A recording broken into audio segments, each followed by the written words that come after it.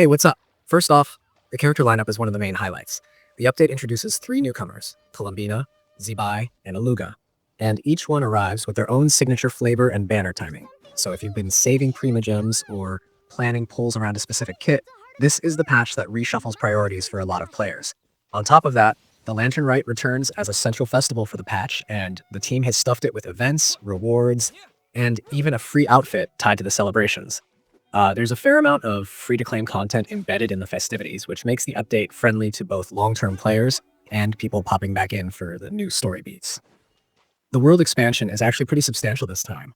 There's a new area connected to the Nod-Krai region, with locations like Pyramida and a few fresh points of interest meant to widen exploration. And the patch also brings new bosses and field threats that demand slightly different strategies than what you've been used to. Expect new weekly boss materials and overworld encounters that will matter for talent farming and fine-tuning late-game team builds.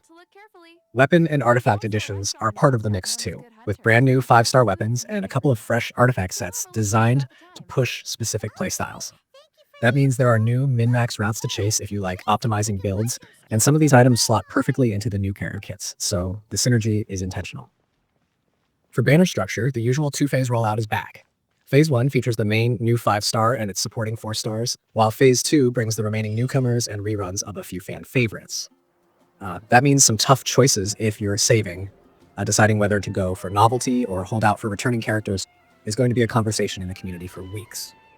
On the quality of life side, the update slips in some surprisingly handy tweaks. You've got a reworked quest overview and now the ability to replay cutscenes directly in-game. It might sound like a small change, but being able to revisit key story moments or grab a cinematic screenshot without digging through old save data feels really smooth. The menus also seem to flow better. Sorting and marking quests feels less clunky than before. The maintenance window happened early morning in server time, and as usual, players across regions got access at slightly staggered hours. But once it went live, everything rolled out smoothly. That's always a relief when a major patch drops because everyone just wants to jump in and start exploring without waiting through error codes. Now for the gameplay feel. Without making this sound overly technical, Columbina's kit leans toward hydro utility with a focus on elemental reactions, which might encourage more reaction-heavy team setups.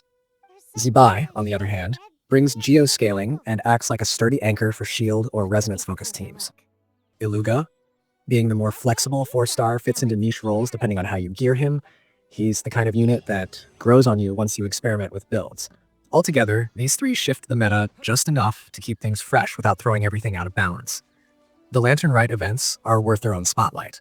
They're not just filler, they come packed with event quests, story sequences, Mora, Prima Gems, and tokens for the event shop. There's also a themed wardrobe reward and a free outfit for one of the returning characters, something fans always look forward to because it's free style points without spending gems. The event storytelling leans heavier into tradition and character interactions this time, which gives a nice emotional payoff alongside the usual fireworks and minigames. For those who love farming bosses, the patch introduces new challenges that drop ascension materials and talent items tied specifically to the new characters.